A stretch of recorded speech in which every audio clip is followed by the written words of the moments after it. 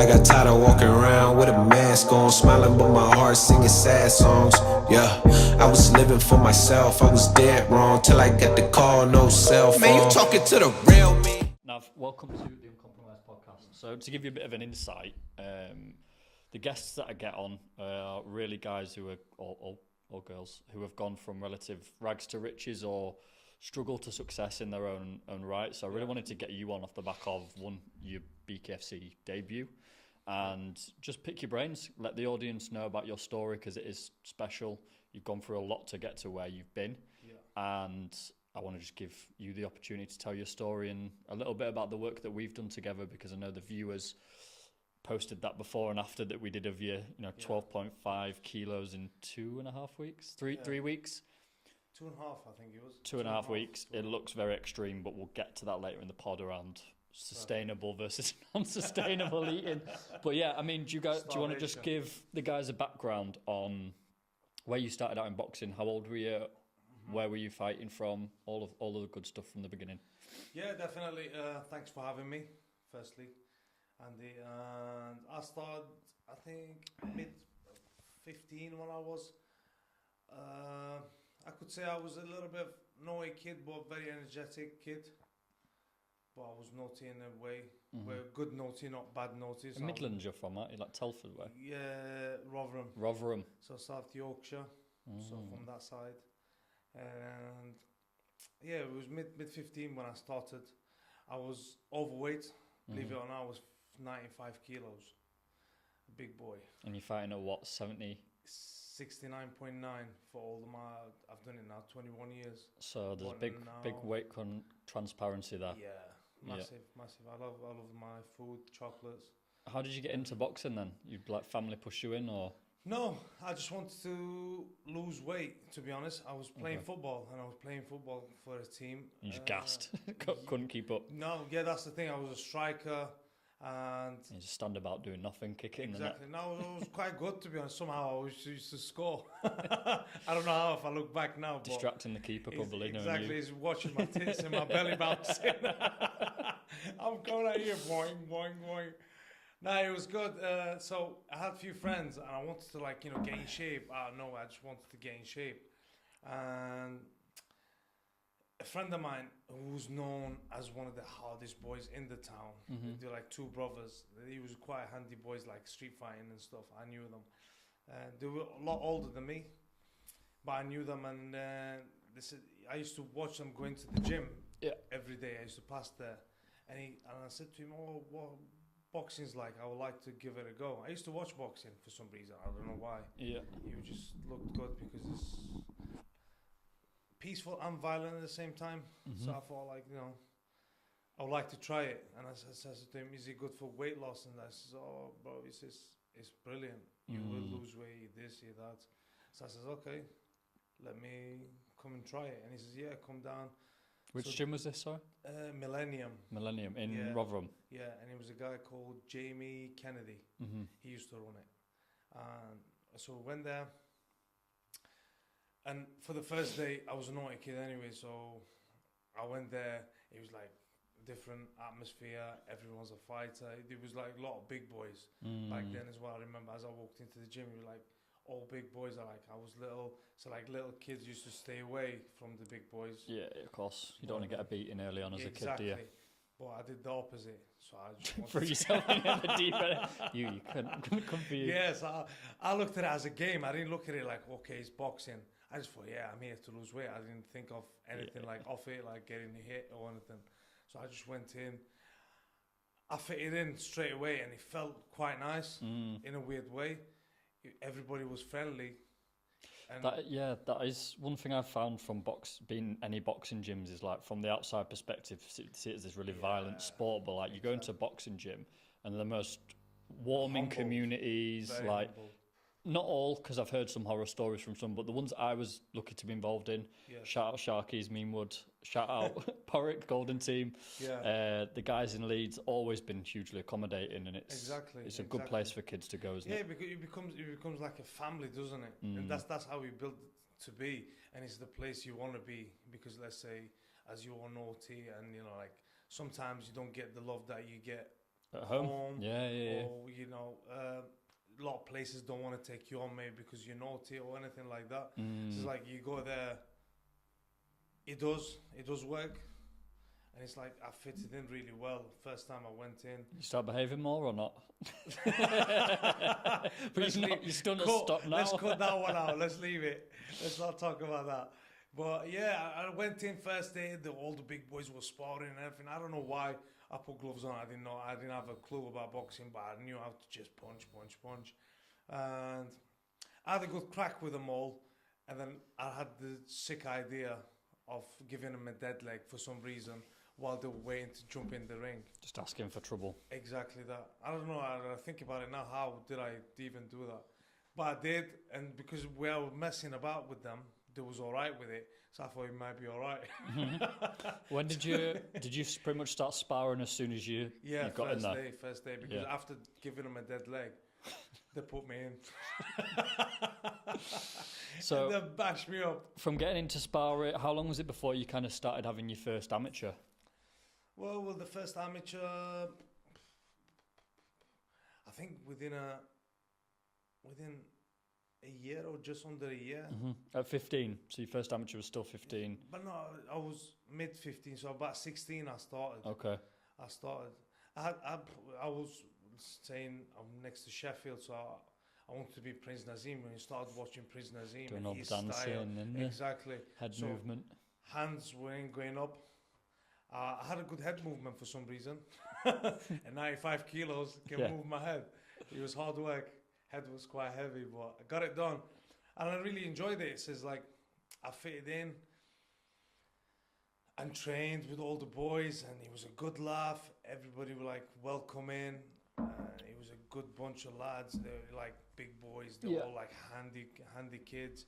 They did whatever they did outside world. Like you had some. It's part of it, kids. isn't it? Exactly. See, but as soon as you came into the gym, everybody behaved. Everybody was good. Everybody was helpful. You're like people that you think might not even talk to you. Go above and beyond for you. Hold the pads. Yeah. They'll come and help you, give you advice. You know, it was quite catchy. So you think, oh wow, I'm getting the love that I need. Let's say in a way. That was mate, I relate. Attention. I relate because like how I got into boxing. So my background was I did a lot of Thai boxing when I was younger. Then I went into Queensberry rules boxing. Never fought and did sparring or anything crazy like that. But found Sharky in Leeds, and he just gave me this level of, like you say, boxing can help people meet you for a certain need at a certain time in their life. And for me at that time, I was quite depressed. I was really down. I was struggling. I felt lost at that stage in my life. And he was like we call him Pops. He's like a mentor. Do you know what I mean? He took me under his wing and was like, Andy, you need to get out of these cycles. You know, help me realign and focus my life. So I completely get what you're saying with the community aspect of it and having those people that care and will go above and beyond for you. Exactly. And that's quite welcoming in a place where probably you get neglected in some other places where they just take you in and then they start guiding you. And it's like a hope, and you're having fun with it at the same time. It builds you up. Like he built my confidence up. You know, I went in there, and it wasn't that I wasn't a confident guy, but he built me up to be. You know, you start getting better, pointing out what you're doing well, and you know, I have a lot to thank him for building me up in terms of my confidence and your ability to just feel like you can hold yourself a little bit more. Do you know what I mean? And that makes a difference because you can go into life and a lot of things that transfers you can do. over. Yeah, it transfers, so you're confident wherever you go, whatever you do. You're not overthinking things. But some people, very rare, use the boxing skills outside for being a bully. But they soon get found out, and like, you know, they become humble. But a lot of that boxing side, it humbles you, even if you're the hardest man in the world. It humbles you.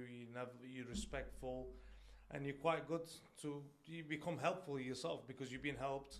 So you've seen the transformation from yourself being helped. So you try to help people with it at the same time. And like through boxing myself, as I did it for a while, I didn't want to do anything else. So I stopped playing football and everything else because I could get injured. And through channel your energy into one thing. The coach was starting how can you call it, classes or even full-time job, helping out young kids from school who get exposed, like get kicked out of school. Yeah. And Gives you naughty a purpose. kids. He was like proper naughty kids, like, and I mean naughty kids. I'll come out of prison, and so I started going into coaching through boxing. Mm-hmm. So I used to coach the football teams and stuff. They come in at night. I used to do an hour with them. So I started coaching and just you putting found it your back passion in. for Yeah. that. And as they started that job, I fitted in nicely. But saying that, I was like about 16 off, 17. I kind of picked up quite quick as well myself.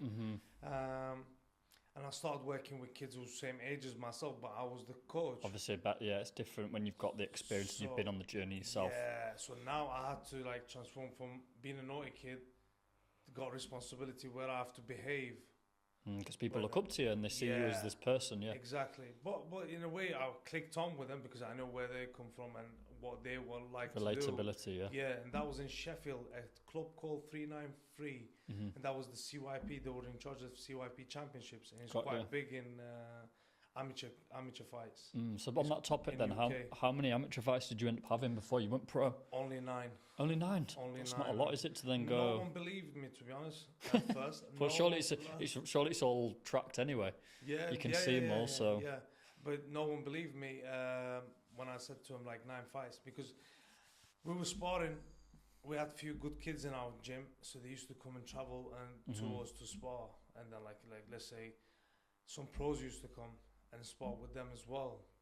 And then, for me, like, to spar a pro, I didn't know who they were. I just get in with anybody. I just said, yeah, go on then. I'll spar, yeah. And where was your first pro fight? It was in 2009, December the 6th. Okay. So how old was I then? You're asking the wrong guy, mate. Me and maths, Well, I get punched, so you can't ask me. It's your excuse for everything these days now. Exactly. Whatever happens in the wrong way, I get punched now. Pro, yeah. So where was the pro fight, your first fight? So December... That was in Barnsley. Barnsley. In the Metrodome. No. Yeah. Working men's club. Yeah, working men's club that was. And it was only three fights on that night. And Tyrone Nurse, me, and Chad Gaynor, God bless him, he passed away. He was a kid, but he was a bit of no kids as well, but he liked the drinking, bad circle around him. Very good fight he had a future, proper future, but he just ruined it with the circle he had. Did you win your first fight? Yeah, I stopped him in the 5th. In fact, I might remember his name, Ryan Toombs, maybe, Ryan Toombs. You still fighting now? I never looked back. But back then, I think he had 14 fights, won 8 or something. And it was your debut? Yeah, it was my debut. Yeah, I was all like, fuck, But good thing is, I came out to the song. It was near Christmas, so they did like Christmas do. And I put a finger song on, what's it called? Because I was thinking I was Prince Naz. Doing all the head movements, no one can touch me. Did you do the flip over the ropes? I tried, I broke my back 3 times. So I stopped. I did some crazy things. So I said, I put the music on, what's it called? Can't Touch This. MC Hammer. So what happened?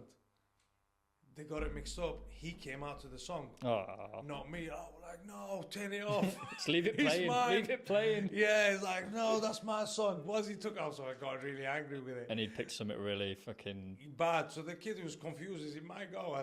He started walking, so I'm thinking, can't touch this. Poor kid. I did touch him a lot. Could have to cut that little snippet. Or just not let anyone do a shot of that. Exactly. Nah, so he was good, and I stopped him in the 5th round. Oh, mate, it was just like a new life. Just turned pro. Because I was sparring with pros, and I was doing really well against them. And then after that, like, the managers, the coach came, he used to manage as well, from Huddersfield. What's his name? Tyrone Nurse's dad. Oh, I forgot his name. Chris Aston, I think he was. Right. So you start getting noticing in the sparring. Yeah, then so for they more came down, the sparring partners. And apparently, I think 1 or 2 good kids I sparred, and I handled myself really well. And then they brought another kid, I think he was European champion or something, and I handled myself really well against him as well. So they said, listen, have you ever thought about turning pro? I was like, can I? I'm like, good enough? No. There's that, all those questions.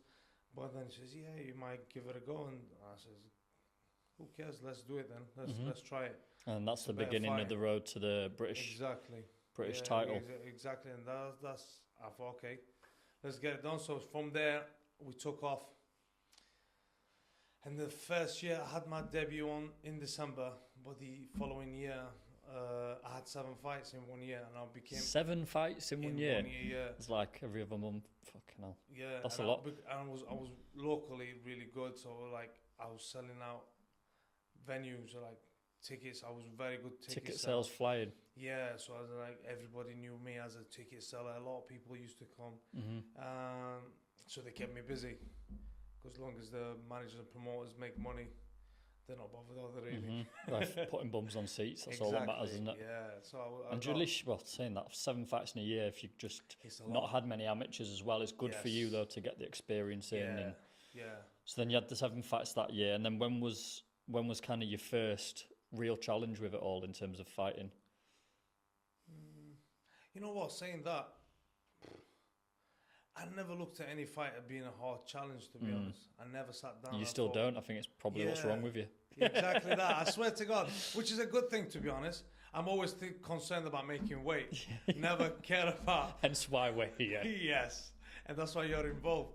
Because I never got a chance to think about my fighter, like who I'm fighting. You just focused on yourself, which is a good thing, to an extent. Yes. I had to, like, sometimes I used to force myself to look at them. But it's like they never boxed me the way they boxed. Because maybe my style was different to everybody else. Were you considered awkward or?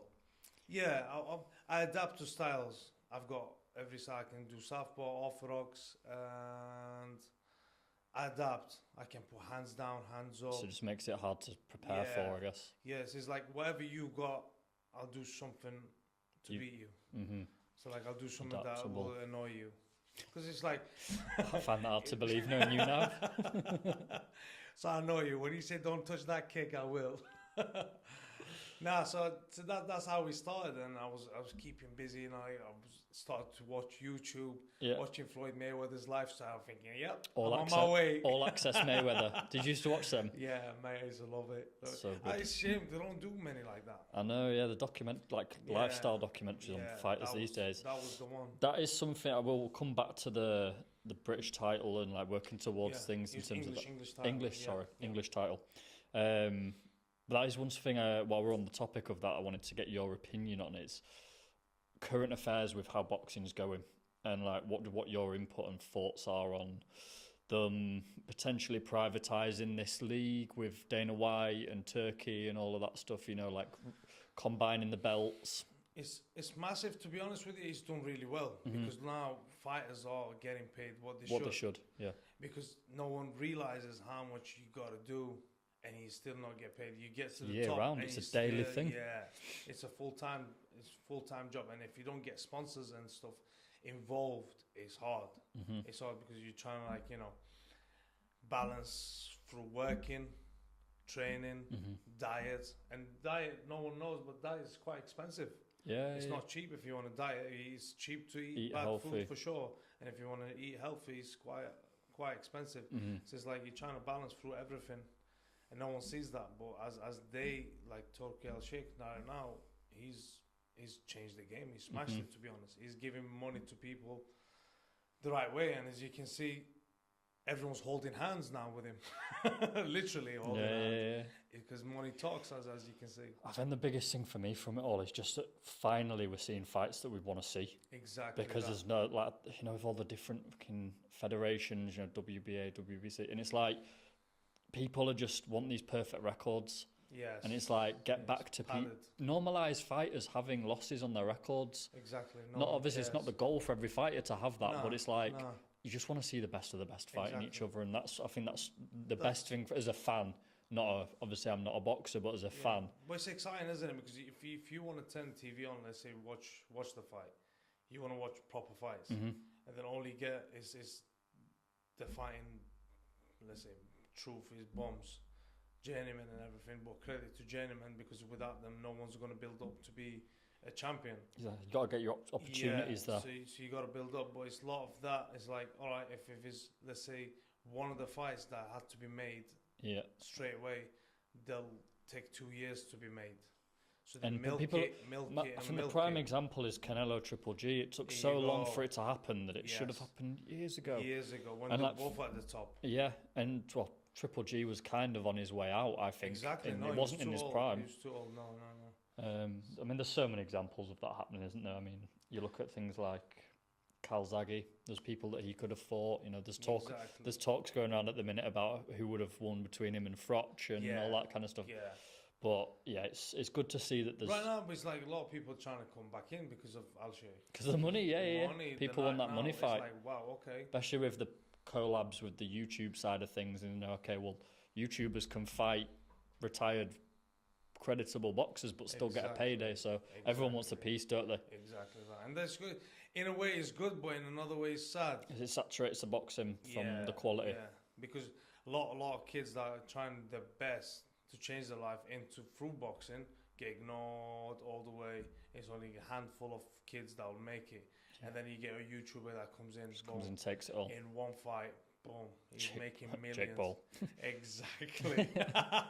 Disney Put boy. in the cartoon No, do you know what? characters, As much hate as he gets, I respect no, him. you got to. I respect him because he's brings in different eyes. and to what the he's game. done for women's boxing as well. To be fair, he's done a lot of good promotions and stuff like that. So. No, it's changing, but it'll be interesting to see where things go in the future because then obviously it's moved on quite nicely. Beat that? Yeah, What's but this happening is why things like bare knuckle is taken off, which again is an easy lead for us to go into. See, everybody wants to watch boxing. Like, what's the excitement? Why is Mike Tyson was so exciting? Is the knockouts? Is the ferociousness, like bang bang knockouts? But it's like bare knuckle. This is the why I think it's quite exciting. Anything could happen within seconds. It's one punch. It doesn't matter. Know. Yeah, it doesn't The matter. definition who of you are. fighter's chance is there for every fight, not just yeah. For every second, any shot lands first, boom, you're out. So that's why it's exciting. So everybody wants to see that because you watch boxing to see blood, to see knockouts. You see 12 rounds of dancing and nothing happens. It's frustrating, isn't it? It's a lot of fights. Not need to name them, but I turn TV Mate, I've turned. over, or I just leave. I do what I need to do And come All back. right, 12 rounds of bashing up, you'd be interesting. But 12 rounds of running away. Yeah, I quite saw boring. Conor Benn put something out, an interview after his fight with Eubank Jr. recently about, he was like, I'd rather be known and for having lost a really exciting fight than won a boring fight. And that's like, it's an interesting concept to hear a fighter say that, but it's true because he's like, people... Who wants to watch? Yeah, he said people don't necessarily remember the win or loss. They remember how you made them feel in the fight. And if you put on a really exciting performance but you lost, you still have people's respect. Yeah, definitely. That people will talk about it. They want to watch you fight again. But as soon as you get into a dance competition, it's like, all right, turn over. I'm not going to watch him again. It's like some heavyweights even, they go 12 rounds. Nobody wants to see that. I don't want to see that, to be honest. Because it's heavyweights and, they carry power. And if they're in exciting, you'll see a knockout. Yeah. And that makes a difference. And we go back to being bare knuckle.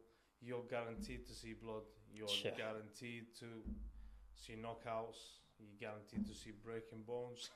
Well, yeah, I mean, mate, the first bare knuckle the first and only bare knuckle I went to was with Dan when he was with the BKB in London. Yeah. When I was helping Dan out, and we went, and he was doing commentating for it. So I was just in the crowd with all the guys, and I was like, "Fucking hell, this is different. Like different level up." It's just you hear it. It's the slap. Fucking hell. But it's that gritty liveliness, and as well, like you'd think. Bare knuckle gets a lot of bad rep. Of you think, the people in the audience, the crowd, rough and ready. But mate, when I was there, everyone was so sound as well. Yeah, no, super sound. I think he humbles you. Being a fighter, wherever you are, you got nothing to prove out there. If you know you can take care of yourself, really, you got nothing to prove. So you don't go around acting. And if you do, you get found out pretty soon. So you're humble, you're nice. Only way you can do something is to looking after yourself, really. You wait to 99%. If someone pushes you, then you can show them what you can do. If not, you can apologise, like, sorry mate, even if it's not your fault, it's my fault, sorry. Well, a lot of the crowd that was there when I was there, look, they're all like the FC, boxing FC, like club kit on. You know, a lot of them, the fans that were there when I was there, were all fighters. So it's like everyone's just got that mutual. Yeah, respect for each other, haven't they? But that was a good, lively show. So let's go back to your English title. I've been out here too long, let's call it, because everyone just calls them Brits back home now, so it's like English. English title. What year was that? 2013. So about 4 years after your debut. No. Did you say, was your debut 2009? Yeah. So 4 years. Well, end of 2000, it was December. So I say 3 years after. 3 years after. Can't remember properly, to be honest with you. Yeah, something like that. And it was a local derby with the kid. I was supposed to fight someone else. He pulled out last minute, but we got somebody else in. Who boxed Chris Eubank Jr. He boxed him as well, took him every round. Big lad as well he was. And I boxed him for the English title, won it. Then defended it 3 times after that. So I had it for almost 4 years. And stayed active. Oh, I used to overtrain. I know. Exactly I that. know you did. Yes. I didn't know how to rest. That was the problem. Well, you just that mentality more is better. Just grind. It's all about punishment, sacrifice. Yes. It's like if I saw a video of, like, let's say my favorite fighter was Sugar Ray Leonard. So I used to watch him, and like he throws over almost 300-400 punches around. So I was like, I need to be work rate is crazy, yeah. So I'm trying to get that 12 rounds out of that. Running the routines. All right, if I run this much, if I sprint this much. So I was overdoing it, not being smart with it. Like, you know, right now these days it's like so many guys like yourself, they know all the ins and outs of how you're supposed to train. That is something you're seeing now more, not just in boxing but across sports now, is that every athlete's got a real team around them, and it is a good thing, because like when we work together, and I've said to you, know, I've worked with GB powerlifters, Commonwealth powerlifters, pro boxers, bare knuckle boxers, and it's like, doesn't matter what level you're at, my general population clients, as a strength and conditioning coach, is just about helping people get the most out of like doing the least. He's doing what they're to supposed recover. To be doing. Yeah. Everything's about overdoing things. I remember I used Quality. to wake up, so I used to see like, what did Muhammad Ali do? What did Mike Tyson do? Wake up 4, get out 4:30. It's all about punishment and restriction. In the gym for 10 years sparring. After you've done your run, it's like, okay, then about 2-3 you're doing strength and condition, and the night I'll do another run, or I'll play football, which was bad. And you're thinking, I need to catch up, I need to do this more and more and more. And it started to show after a while, because I had to do more rounds, because I looked in a great shape, physique and everything, but when you go in, it's like after four rounds or 3 rounds, all of a sudden I'm empty. I was firing all cylinders in the gym. You hadn't learned about how to fuel yourself properly. And this is something, I mean, we've talked about it, working together and stuff like that, but it's like, with a lot of guys and athletes that I've worked with, it's just this mentality that people seem to have, around restricting, and around that it has to be the sacrifice and the restriction to get the result, and it's like, that's not what we're trying to do. We're trying to get you to perform as well as possible, and the only way you're going to do that is by resting, is by recovering, is by doing your fueling right. But this also, the concept of the professional athlete that I try and instill in my guys, is of being ready year round. Because so many boxers powerlifters, anyone that's got like a date specific comp, just balloon and cycle in between camps or competitions, and it's this concept of embracing the year round athlete, because otherwise you end up hard work. Yeah, but you have to rely on that punishment mentality to get ready. And I think that if you want to call it spiritual, from a spiritual place as a fighter, as an athlete, I think drawing from positive motivation as opposed to like negative punishment, sacrifice, I have to do this. I think it comes from a much better place, because when you go through that sacrificing, I'm not saying that it doesn't have its place, because it does. But when you're doing it repeatedly and it becomes the chore, and you associate that with punishment, it can affect your performance mentally, because like you said, you're not thinking about other fighters, you're just thinking about, fuck, am I going to make weight? And I think that's the mindset shift you want to create, especially if there's any younger fighters listening, of how can you be the professional athlete? How can you stay ready year round? and fine tune things so that it makes a big difference, though. It makes a big difference Huge. if you can crack that. I think for fighters, the main thing is making weight and staying close to the weight, because that's how the injuries will catch up as well. All the injuries that I've had is because me blowing up.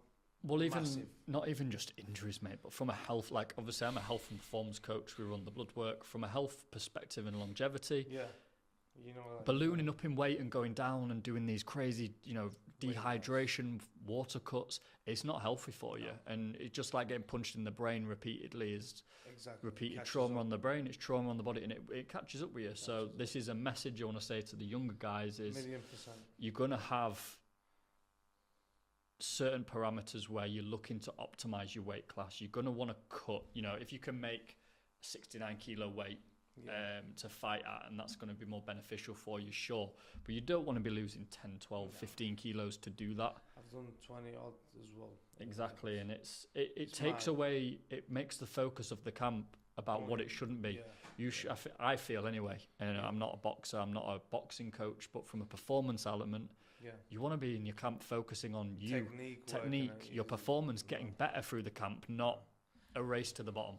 That's what you do. You just think, all right, then how many sessions can I do in a day? So You're just thinking about the wrong things, what can I eat? I've got a huge food focus. Yeah. I've done some mad diets. I've done juice diet. Literally, I didn't Juice chew. fasting, pretty much. Yeah. Mad enough, I've even tried the chocolate diet. I was so addicted to chocolate. I got sick after 2 days. I don't know why I'm laughing because it doesn't surprise me with you now. Yeah, I thought after 2 days, I thought, the old if I don't you, have any salt, I'm gonna die. the old you's done, mate. We're on a new trajectory now. Yeah, so I've done bad weight cuts in a short time. So I think that brings us on to nicely just thinking about where you were with the English title, the 3 title defences, and then that was 2013. Yeah. So then you've had a bit of a gap, and then let's 2015. talk about how you transitioned into the BKFC and the bare knuckle scene. See, like I was ranked number 2 in Britain, and 2015 it was. Again, I pushed too much, not resting. A show got postponed. I didn't have a rest. Right. I had my Achilles tendon problem, and I ignored it, putting deep heat on it, and just wrapping it up and just go till one day gave up and snapped. So it's like from being at top, trying to get all the titles to snap have a big setback. Turn It's your like, life upside down type thing. Massively. From waking up every morning, you knew what was happening, to all of a sudden it's like, how does it feel? It felt like I was reborn and I'm brand new in the world. So like, what do I do? You got to start again. Yes. It's like, So you're questioning whether you'd be carrying on with boxing or? No, it's just like, okay, because I got so busy with boxing, I never thought anything else of it. I never thought that I'd get injured. I never thought I'd get hurt or anything. I just thought, boom, boom, boom, boom. I'm going to be boxing, training, this, fight. And when he got injured and they put a pot on my foot and they said to me, 8 weeks of nothing, I lost my mind. So it's like, okay. I bet knowing you probably just ate everything. No, I couldn't eat. I went fucking. I don't know what it was. Like usually, I get First time depressed. in your life. Fucking changed. And then I thought, wow. Maybe I should snap your other one then. Now you'll make weight nicely. And then I thought, okay, then what do I do? It was like literally, I stopped where all I knew was this. It's like being in bed, pot on my foot. What do I do? So I went mental. I thought, okay, then I'm not going to stop. So I bought these plastic leg things that holds your leg. Hold you up, like so stilts. You got one, so I can go train. But they told me not to. Obviously you did it. Yeah. So then I ended up going to the gym, bang, bang, bang. Now I'm getting hot. Yeah. My foot is pumping. There's no space for it to expand because of the pot as well. So then I developed tendonitis. Yeah. And, so it was like a setback. So then boxing, a lot of people from the bottom starts climbing. Yeah. And now from me... Just watching it all happen. Yeah. So I'm trying to recover and get back into it a high level straight away. Within a 6-7 month came a year became 2 years. So I've lost my mind here now. And you're inactive and you've started playing mind games on yourself. Exactly. And you don't want to go back and and start from zero. So you think, all right, then I want to fight at top straight away. And So he what- just catches up. How long did it take you then to recover and get to your next fight? I think I did it 2 years or something, and I didn't really recover properly. I just thought, okay, I need to do it. I don't care. I'm gonna fight. You need to just break the cycle type thing. Yeah, I just go. So I end up having the fights and everything, some title fights. But back then, I made the move to Spain. So that was in 2015. And here, met my missus. So we started the family together as well. So things changed massively from my Priorities goal. and So all my goal was just to fight. Because I was out in America as well. Because when was it? I think in 2012, just before my English title fight, I think it was, I helped Paulie Malignaggi from America in Italy. Bloody hell, you two in a room together, two big mouths. Bet it was never shut for a cut. You know what? He sounds really different, but he's a top man. I swear to God, when you meet him as a person, he's a really good guy. And I helped him. He had a world title fight, and I was his only sparring partner, and he won it. And he won his world title fight. And then his coach was really interested in working with me, and he says to me to come over, and I did go over to Freddie Roach's gym. Eric Brown, that was his coach, so I was trying to set up something out there. Was Pacquiao training with him then? Yeah. Everybody was there. Cotto, Pacquiao. You saw everyone. I don't know, movie stars. Everybody was in that gym. And I went there and we talked and we set up a meeting with some people regarding managing me. So my move was to go there. Yeah. I'm waiting for my contract to finish so I can just make the movement. So, and then after a few years, the snap of the leg came. I thought I can't go anywhere yet, so I recover. So another injury setback again and so repeat. I was thinking what to do. Came to Spain, so I moved to Spain. Saw the family, so goal changed. I'm like, still got that ego in me that I want to fight. I've still got the desire and the fire. And I think the thing is, it's like if some fighters, because I was training like in Rotherham with Ryan Rhodes, he boxed Canelo and everybody. He was European champion, Spice Boy. He was really good. Spice Boy. Yeah, he was the youngest to win the British title fight. He was southpaw, very good fighter. So I used to train with him a lot. What was it, about 5 years? And we used to spar. And like the time came when he said, I've had enough, because I was getting better off him a little bit. Like his timing was going off and he knew like, that's it now, he's done. So I always had that in my mind, like if I get to that certain stage as well, I'll call it a day, because it's not going to be good. So, but then I haven't Felt like that yet? No, because I'm not going against young guns and I'm okay. Like I'm doing what I need to do. I can play, I can box, I can take him out. So like, okay, I've still got it, so I don't need to yet. So I start getting my ass kicked, then I'll call it a day. Well, hopefully not, touch wood. Yeah. But I mean, how have you found the transition to going to BKFC and bare knuckle? Because I know you did, obviously, did you camp in Leeds, a gold team with Porrick, with Jimmy? Yeah. How have you found that transition in training? Well, talking about, because I wanted to get back into boxing again. I was training with a guy called Rory Kane. He came out here. He's from Leicester, and he's a GB squad. Yeah, I remember coach. Rory. Yeah, he's a top guy, and the knowledge that he had, he made me see boxing completely different. It's like, like I boxed like 15, 16 years, and I didn't know any of that. No. He showed me. What were the big changes that you'd kind of implemented with you, just in terms of what, like drills? I've done a lot of copying. Nobody ever broke anything down for me. Yeah. So whatever I used to see, develop your own style type properly. Got you. So I used to just copy. I never got a coach to sit down and say, "Listen, mate, this is how you're supposed to do it. This is why you do it." I used to just watch. I'll try that. The rationale behind it, and like being that's the difference, like boxing IQ, like thinking and like exactly. Yeah, got you. And that was a major difference, because it's not only the IQ to it, because like they keep saying that I've got ADHD. I said no, I've been positive for it, but I said no. They said medication. I said no, I'm all right. But then it was the focus of it, because I lose focus a lot. But if you can channel yeah. And he made me develop a lot of focus on what I'm doing, and that was already a massive change. And we sparred when he coached me, we sparred a little bit. He watched me, and then he worked with me for a week, and we sparred the same kid. Mm-hmm. And the other kid came out and says, "Thank God that poor ball head got on this time." So and then I thought, listen, whatever this guy says is the one. Yeah. If he tells me to close my eyes and fight, I'll do that. Mm-hmm. So then I trusted him, and then I started watching videos of fights, Mayweather, Canelo's and everything. I realized what he's talking about. What they're doing. Why they're so good. So everything that he's teaching me, these boys are already on it. Yeah, like setting traps, controlling, everything, massively setting traps. Like I always wanted the game plan, but I always used to go back and trying to fight like a Mexican. But like game plan made a big difference. I swear, I've got cover camera up on and there. go head Let's down have going. it. Yeah, let's have it. Who can take punches? So he made me see what he meant. Being smart with things. How you can picking set your traps. shots. Yeah.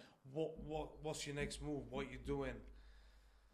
And that I was starting to die to show that, because I thought like right now if I box, I'm like totally different, like totally different than after I boxed all them years in the past before the injury. So I thought, wow, I want to do that again. So I wanted to fight again.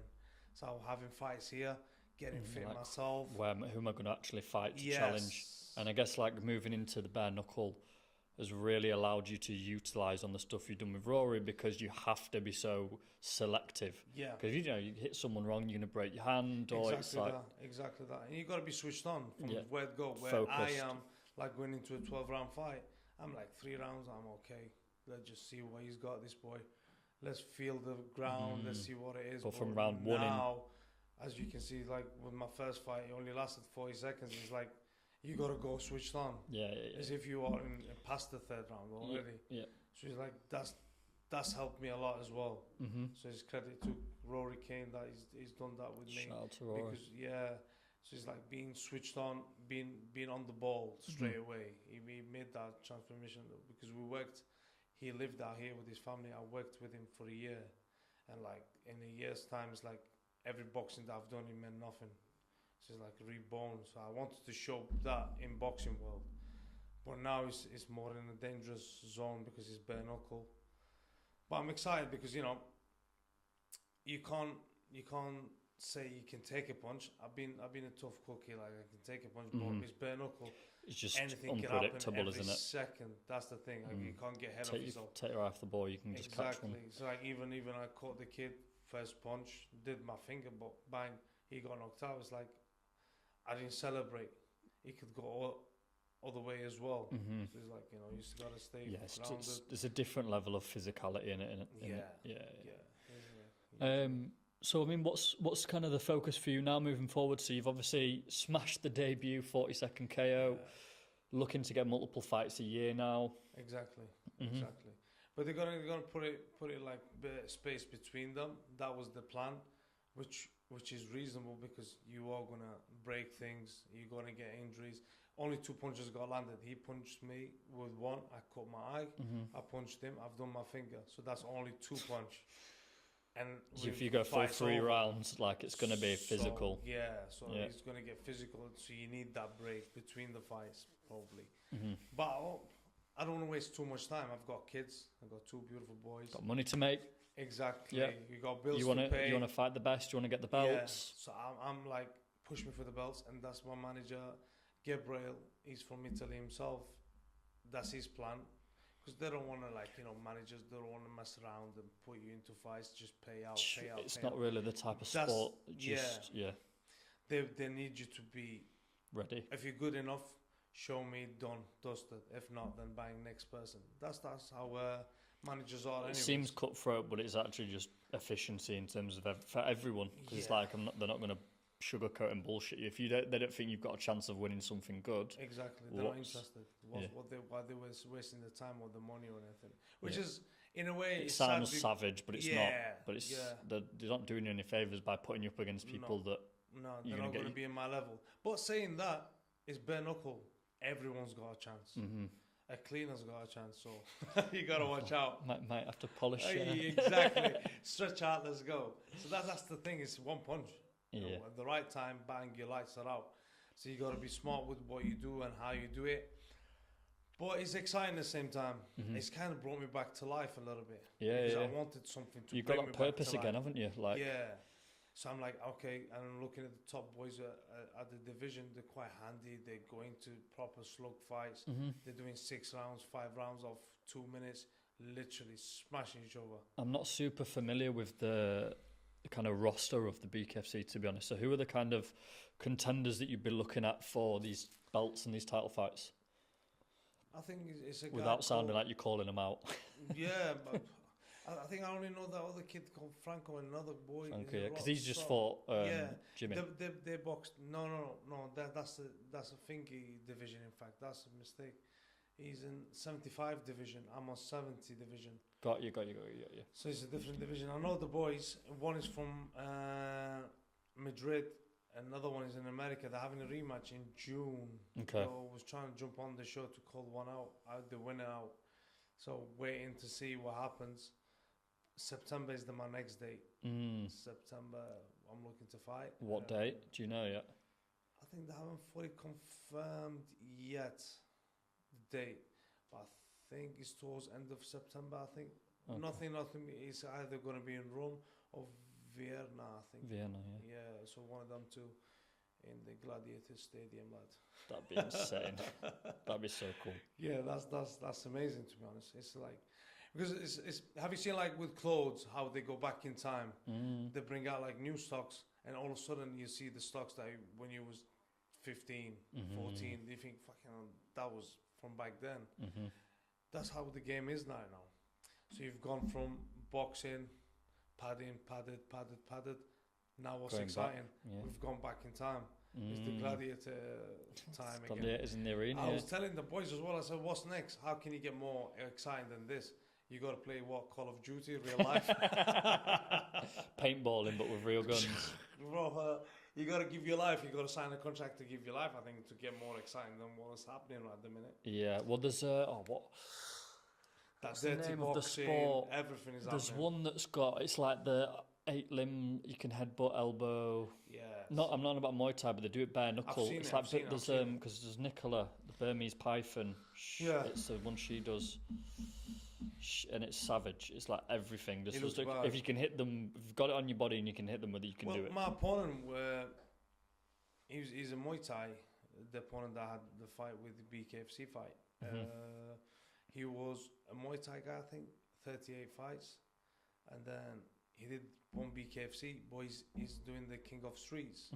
King of Streets, literally everything goes. I think poking eyes, smashing nose, Eye poking. Yeah. headbutts, elbows, strangles, whatever you want. A street fight, literally a street fight. So he was well schooled in the street fighting venue as well. So Crazy, I innit? was thinking, it's like Wild everything- world, mate. Yeah, it's crazy. It's like, I won't be surprised if there be some guns involved soon for some excitement. Well, they've done Team UFC, haven't they? Or Team, What's it's that? like 4-on-4. Oh yeah, I've seen them. The group I've seen them. fights. A lot of these kind of things start off from Russia first. Yeah. And then that's- come all the football hooligans that are there. Oh man, I used to watch that Ultras. as a kid in school. I used to watch them. They're like 2 football hooligan teams on each side, and they just go at it, killing each other. Crazy, innit? It's mad. So you want to? Well, let's hope you don't have to get into that now. Let's just stick with the bare I don't knuckle know. for now. Since I've done the bare knuckle, my options are quite open. I was thinking about it today. I thought, you know what, it'd be nice to experience a street fight. But I'm thinking, what if he's a grappler? Is this? Is that? So I'm trying to get my stripes in the jiu-jitsu as well. Let's get your belt first. Let's get you stick to Exactly. this first. No, that's the focus. I want to fight for titles. So September potentially, and then It could be I had a sit-down meeting with my manager, Gabriel, and we mentioned if he could get me a European title. that'd be great. Yeah, that'd be wicked. It's like something that you... Because I need excitement. I've been fighting for 21 years. So I want something to like wake me up. And it's bare knuckle, it will wake you up anyways, but it'd be nice like knowing you're fighting for the title. Yeah, for sure. Yeah, so I'm like, okay, I don't mind. Because for you, it's like, it's not just about the money, it's about getting something for all your years of hard work. You've obviously had the English title, Exactly. and then going something bigger than English, European or world level, you can be that contender. So And that's what I think. Like in boxing side, I underachieved massively because I've mixed it with all the champions, and I know what I could do with all of them. But you've It's never like, brought it all together. yeah, and they all said to me, "Oh, your future's this, you that, you that," but I never got to do what I could do. So it's like, all right, now I'm in bare knuckle, which is more dangerous game for sure. But I would like to reach something through the bare knuckle as well. Like, okay, then if I got the potential to becoming a world champion in the bare knuckle and then holding it, and let's see, maybe even move up a weight. Yeah. Because I'm big enough for the 70. I'm quite a big lad. You've for got good options with where you're at with your weight. And then if Jake Paul fancies it, I'll have him as well. I'll put gloves on again for him, no problem. Yeah, on the topic of social media then, to finish things up, Nav, where can people find you if they want to get in contact? Social media, YouTube, what are you doing? Yeah, I'm on Instagram. Instagram. All the world's on. Nav Mansouri on Instagram. I'm on Facebook as well, Naveed Mansouri. So, and Twitter as well, Naveed Mansouri. But I'm not very, very active. Shouldn't let you loose on Twitter, mate. That's yeah, bad news for the I need world. to get back on it, to be honest. Yeah, I've stopped. I only started that, I think, around 2010, a little bit, and then I just left it. It's a crazy world, mate. But I think everyone will really appreciate getting behind you, and thanks for coming on, mate. We'll nice one, to mate. the next fight. Definitely, we'll get it done, and thank you. We've got some work to do, me and you. Yeah, some work. We'll get you there.